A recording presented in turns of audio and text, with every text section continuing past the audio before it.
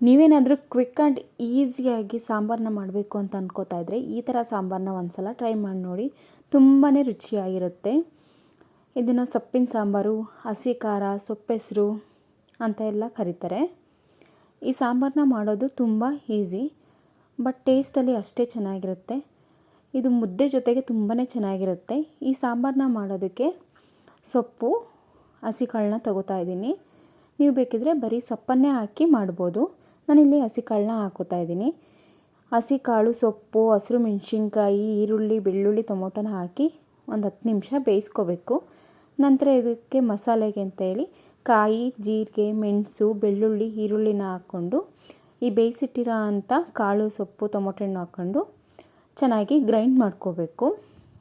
First ಕಾಯಿನ grind ಮಾಡಿ ನಂತರ ಇದೆಲ್ಲ ಸೊಪ್ಪು ಕಾಳನ್ನ ಹಾಕ್ಕೊಳ್ಳಿ. ಸೊಪ್ಪು ಕಾಳು ತುಂಬ ಗ್ರೈಂಡ್ ಆಗಬಾರ್ದು, ಸ್ವಲ್ಪ ದಪ್ಪ ದಪ್ಪಕ್ಕಿದ್ರೆ ಸಾಂಬಾರು ಚೆನ್ನಾಗಿರುತ್ತೆ. ಈ ಸಾಂಬಾರನ್ನ ಮಾಡೋದಕ್ಕೆ ಎಷ್ಟು ಈಸಿನೋ ಅಷ್ಟೇ ರುಚಿಯಾಗಿರುತ್ತೆ. ಮುದ್ದೆಗಂತೂ ತುಂಬ ಚೆನ್ನಾಗಿರುತ್ತೆ. ನಂತರ ಇದಕ್ಕೊಂದು ಒಗ್ಗರಣೆ ಕೊಟ್ಕೊಂಡ್ರೆ ಸಾಂಬಾರು ರೆಡಿ. ಒಗ್ಗರಣೆಗೆ ಈರುಳ್ಳಿ, ಬೆಳ್ಳುಳ್ಳಿ, ಜೀರಿಗೆ, ಸಾಸಿವೆ ಹಾಕಿ ಒಗ್ಗರಣೆ ಮಾಡ್ಕೊಳ್ಳಿ. ಒಗ್ಗರಣೆ ಹಾಕ್ದಲೂ ಸಾಂಬಾರು ರುಚಿಯಾಗಿರುತ್ತೆ. ಬೇಕು ಅಂದರೆ ಒಗ್ಗರಣೆ ಹಾಕ್ಕೊಳ್ಳಿ.